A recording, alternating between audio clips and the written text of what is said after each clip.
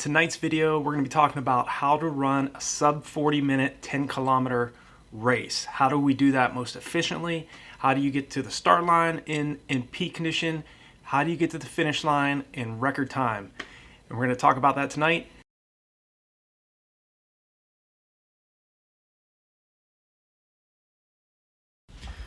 So what does it take to break 40 minutes for the 10K? You know, this is a 6.2 mile race. You're going to have to hold 6 minutes and 26 seconds per mile or 4 minutes flat per kilometer. So as we talk about in other videos, it's very critical to be able to teach the body to run as efficiently as possible. Now, I'm going to be covering in this video 5 main areas that you can really work on to finally get under this 40-minute barrier, this sub 4-minute barrier.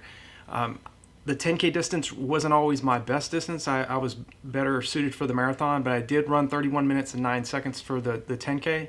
Albeit it was a 10K split in my half marathon. I splitted through at 31:09, but I have run 2 10Ks, one in Pennsylvania in 31:33, Prescal, the 10K in Erie. Held that record for a little bit before it was broke, and then I ran a 31:52 in New Jersey. So as a 31-minute 10K specialist, I just want to share with you exactly what I would do to get under the 40-minute barrier, because right now you have to get to a point where that 6:26 per mile or 4 minute flat per kilometer pace feels not as taxing, not as as aggressive as as it would definitely feel if you weren't training far below that pace. But like I said, we're going to be covering 5 specific areas that I really feel like is really going to make a big difference for you to finally become that 39:59 10K or faster 10K specialist that you're wanting to go after. So the first point is, as I talk about in other videos and on RunDreamAchieve.com, quality over quantity. I want you to continue to focus on that. It does not, getting personal best does not come down to running more mileage. You have to think, for one thing, you have to think long term and not short term. You're going after a very competitive 10K time, so it may take you a few weeks to get the time. It may take you a few months. It might take you 5 years to get under 40 minutes. I don't know where you're currently at. Maybe you're at 45 minutes. Maybe you're at 41 minutes. Maybe you're under. Maybe you're already under 40 minutes and you're trying to get to 35 minutes or quicker. This quality mindset over quantity mindset is very, very important, because I've went through that as well as an athlete over the years. I got very caught up in the mileage game. I got to run 100 plus miles a week for me to get a new personal best. If you're thinking more of, okay, what I've been doing in the past that has not been working, what has stopped me from getting under 40 minutes for 10K? Is too low of a percentage of my weekly volume spent above 6 minute 26 per mile pace? I mean, am I running like 95% of my weekly volume at 8 minute mile pace? Am I just sprinkling in a couple workouts, but just not really putting enough emphasis on quality mileage? So that's the number one point I want to make, is it's really critical that you get to a point where you're focusing more on quality. You're training far below 6 minute 26 mile pace. You got to get to a point where you're training more closer to like 5:30 to 6 minute pace. That way, that 6:26 mile pace, 4 minute kilometer pace is no longer as aggressive as it was. And you definitely want to get to the race being able to sustain that pace. Naturally it's going to hurt the last 2 to 3 miles of the race. If you're right on pace, 6:26 through the 5K point, then it's going to come down to that your mental training and your mindset, and being able to react to what your competitors are doing around you. If you're training properly, if you're training at speeds that are much faster than 6:26 mile pace or 4 minute kilometer pace, you're going to be able to make those reactions in the race. Your competitors are going to be able to throw in a surge, and you're going to be able to react to that move. So definitely focus on quality mileage over quantity. Running easy is still very, very important. So I don't those easy recovery days are very, very important for you to be able to rest, so your body will react to the anaerobic work that you're putting in, and you really start to see results, because you're dropping, after all the training's been done, you start to drop down your volume, your body becomes more rested, and then you go into the race. You've rested well, you've hydrated well, and you've done everything right, and your body's prepared for that golden moment. So number 2 is tempo runs. Okay, a lot of this is going to be maybe self-explanatory, but this is the way I would prepare. This is the way I've prepared for 10Ks in the past.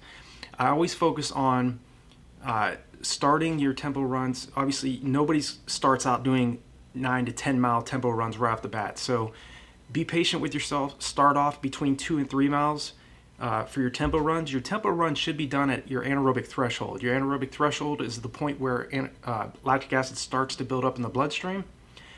And a lot of coaches, some of the world's top coaches, Dr. Joe Vigil, one of my mentors, he's a world-class distance running coach, world-renowned exercise physiologist. Even he says in his presentations that we race at our anaerobic threshold. So it's very important to spend time training at the type of intensity that we're going to be racing at in the race itself, in the main event. So your anaerobic threshold is, if you're wearing a heart rate monitor, I strongly recommend heart rate monitor training. I've been training with heart rate monitors since 1995. My collegiate coach, Jack Hazen, just Google his name, Jack Hazen, running coach or something, Jack Hazen, distance running coach, and you'll find out more information about him. He's one of the world's best coaches. He got me involved in heart rate monitor training in 1995 when I was a freshman at Malone University in Canton, Ohio. And ever since then, I've utilized heart rate monitor training. So tempo runs are spent between 165 beats per minute to 174 beats per minute, right around that range. So what you want to do is, and this is what I would do in terms of training for a 10K over about a 16-week block of training, or 12 weeks, 12 to 16 weeks, is I would start off doing my tempo runs about 2 to 3 miles in length. And then, it takes about three weeks or 21 days for your body to adapt to any physiological stress that you're throwing at it.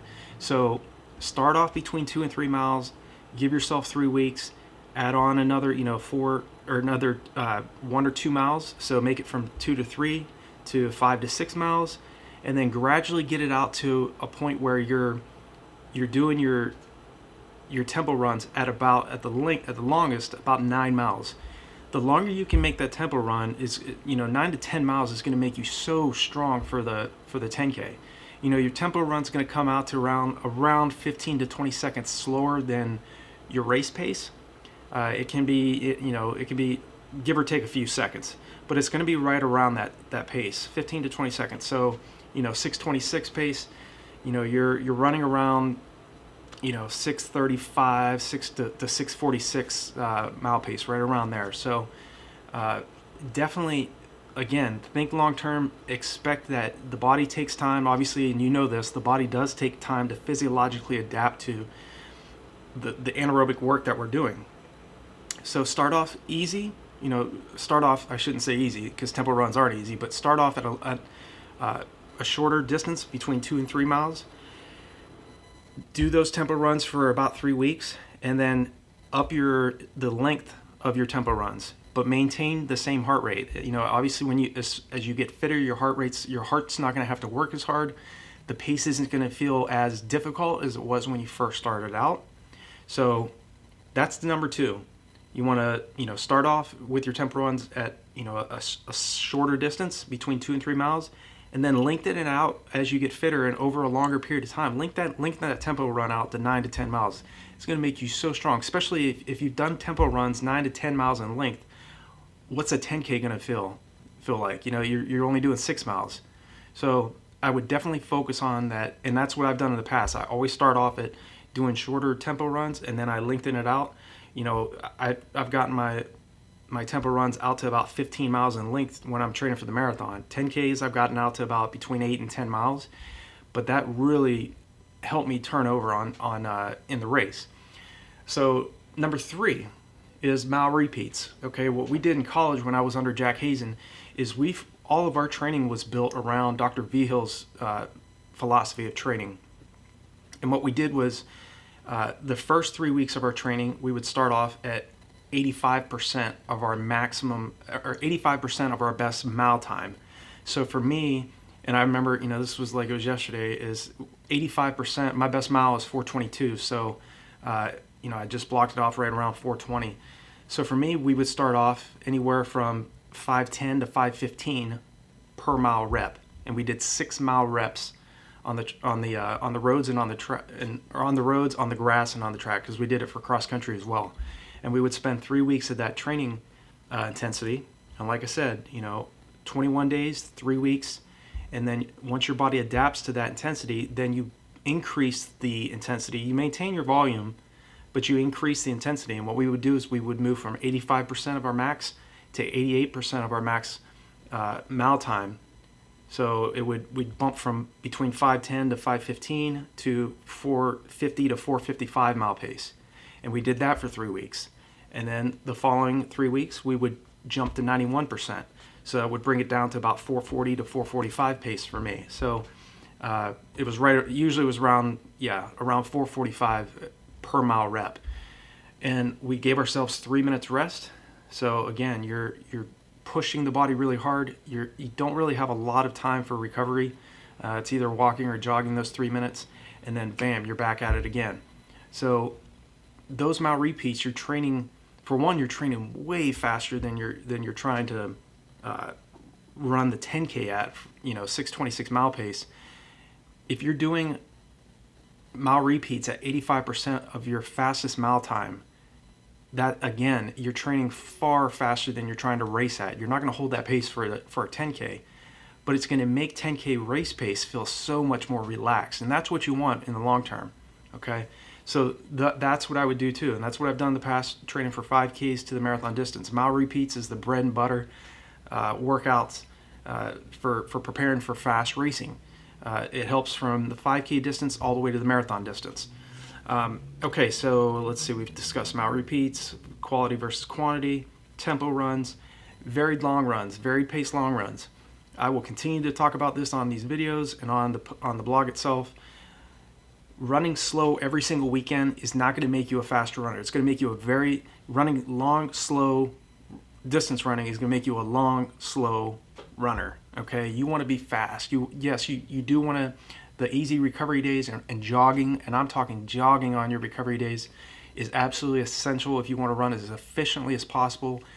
And I say that because you can't continue to push the body hard every single day for weeks on end. I mean, there is a diminished return. So if you allow yourself to slow down on those recovery days, then you can really push hard on those tough days, the tempo runs, the track workouts, the hill repetitions, the long runs. Okay, the long run is without question the hardest workout I do, period. Not mile repeats, not repeat 200s on the track, the long run. And when I say nice, easy, relaxed, conversation type long runs, I'm talking about if you're wanting to improve and you're wanting to get under a 40-minute 10K time, then again, race pace has got to become less intimidating, less aggressive, and you do that by varying up paces. One, you do that by training far faster than race pace. You do it by doing tempo runs and lengthening out the distance of your long runs, because your tempo runs are not race pace, but they're close to it. You're within, like I said, between 15-20 seconds slower than race pace, depending on the day. Some days it might be 10 seconds slower, some days it may be 30 seconds, but it's going to vary from day to day. Plus, if you're wearing a heart rate monitor too, if it's hot out, your heart rate generally is going to be higher because you're sweating more. If it's cooler out, it may be lower. And if you're running downhill, your heart rate's going to go down, and you have to speed up to get it back to a normal, as if you were running on the flat road. So varying up your long run is, in my opinion, one of the most important strategies to become a sub 40 minute 10 mile or sub 40 minute 10K athlete, because you're teaching your body to tempo runs and lengthening out the distance of your long runs, because your tempo runs are not race pace, but they're close to it. You're within, like I said, between 15-20 seconds slower than race pace, depending on the day. Some days it might be 10 seconds slower, some days it may be 30 seconds, but it's going to vary from day to day. Plus, if you're wearing a heart rate monitor too, if it's hot out, your heart rate generally is going to be higher because you're sweating more. If it's cooler out, it may be lower. And if you're running downhill, your heart rate's going to go down, and you have to speed up to get it back to a normal, as if you were running on the flat road. So varying up your long run is, in my opinion, one of the most important strategies to become a sub 40 minute 10 mile or sub 40 minute 10K athlete, because you're teaching your body to not only run faster for a long period of time, but you're running at varied paces. So what I would do from training for the 10K up to the marathon was, I would do like a 20-mile run, and I do like the first 5 miles at easy heart rate between 130 to 150 beats per minute.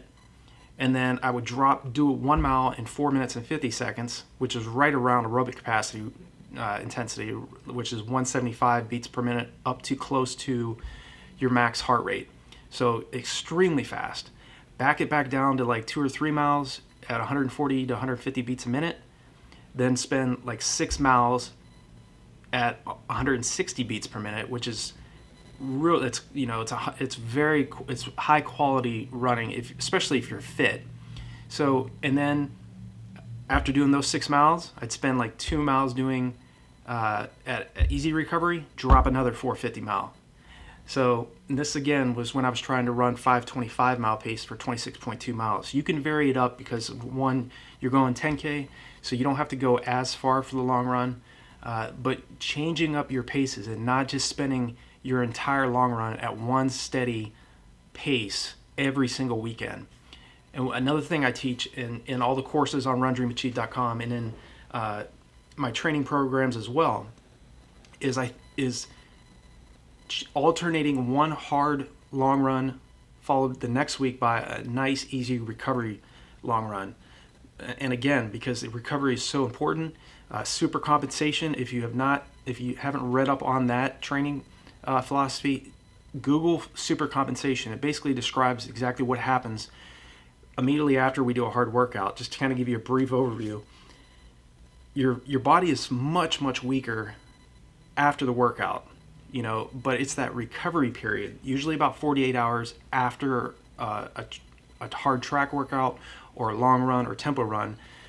If you've rested and if you've run relaxed and jogged on your recovery days after these hard track workouts or tempo runs or road work, if you've rested properly and you've taken it easy, your body will bounce back about 2 to 3 times as strong as it was prior to you doing the workout. That's kind of like the brief overview of what super compensation is, but there's far more to it. So definitely Google that. That's another tip for you. And number 5, okay? You may have not done this in the past, but this is something that as 99% of the time worked for me over the years. I would do a 5K 4 days before my major races at race pace. So if I was doing, and it didn't matter if it was a 10K, half marathon, or a marathon, I'd always do a 5K 4 days out from the main race. And the 5K or just roughly 3 miles at goal race pace was the workout. It just kind of gives your body one last, kind of shock and a reminder of what it's trying to do, what you've trained up to this point, what you've trained it to do. And I've always found that and then those following 4 days after the 5K workout, I've always found that my body, as long, and I just jogged the past 3 days after that 5K workout, I always just relaxed, took it easy, continue to hydrate well, continue to eat well, prepare well, get plenty of rest. I seemed like I'd always set personal best after I did that. So I just want to share that with you as well. It may not be something that you've ever done. Maybe you think, oh man, if I do a 5K at race pace and I'm training for this 10K, maybe I'll feel maybe that might take a little bit out of me going into the 10K. I've always found, like I said, I've always found that works, especially if you're not running that 3.1 or about 3 mile workout any faster than race pace. Just kind of focus on, solid, sustained effort over 3 miles, and then shut it down. And then the following 3 days after that, just jog easy, very, very light running. Do a couple strides maybe the day before the race.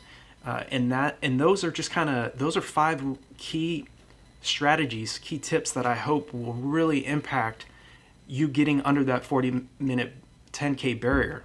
Because I think, at 6:26 mile pace or 4-minute kilometer per kilometer pace, for a lot of athletes, if you've not trained at that pace or far below it, efficiently enough, it's very, very difficult to hold that pace over 6 miles. I mean, it was the same for me training for the marathon. I wanted to run 5 minutes and 25 seconds for 26.2 miles. It was a 2 hour and 22 minute marathon, but yet I was a 2:43 marathoner. So I had mastered how to run 6:14 mile pace over 26.2 miles, but I continue to have issues sustaining 5:25 mile pace over the 26.2 mile distance. So I had to do the same, very similar types of workouts that I'm describing in this video to get to a point where I was able to ultimately hold 5:19 mile pace over the 26.2 mile distance. So I'm a big believer in quality over quantity. Don't get caught up in the high mileage mindset. A lot of athletes do that, including me. I dealt with it over the years. I got up to 142 miles a week training for the marathon, thinking that more mileage was the answer, and it definitely wasn't the answer. Once I dropped down between 80 to 90 miles a week, I set my personal best for the marathon, the half marathon, and 10 miles and 10K for that matter. So again, it doesn't have to be, it's not about high mileage. It's about how you're setting up your training. Are you spending sufficient time training far below the goal race pace that you're going after? So that's the wrap up tonight. I hope it's been helpful for you. If you haven't yet subscribed to the channel, click subscribe and the bell icon. That way when I make a new video, you'll be notified of it. If you're brand new to the channel, my name's Nathan Pennington. I'm a 28-year veteran of middle to long distance running. I've been competing since 1992. My brother talked me into distance running back when I was a freshman in high school. I had no clue what I was doing, and started running the mile, the 800, the 2 mile in high school, and ultimately retired from the sport in last year. But I'm starting to get the itch, kind of starting to want to go after the marathon again. But I ran 2:19:35 for the marathon, 1:07:06 for the half marathon, 31:09 for the 10K. And yeah, I just, at this point, I love getting the feedback from you guys. I really appreciate all the people that come to this channel and to RunDreamAchieve.com and take the time to leave a comment. Give me a thumbs up on this video if you dig it, and if you have a specific question, something that I haven't covered in this video, or something that's on your mind that's really been bothering you in terms of your training, your racing, feel free to leave me a comment below this video. I'll also look in the description below this video, as well, as I always leave important information or resources and other information that'll help you get to that next level. And I really want to see you get to a point where you can call yourself a 39-minute or faster 10K athlete and finally get under that sub 40-minute 10-kilometer goal that you have. So that's it for tonight. I'll talk to you on the next video.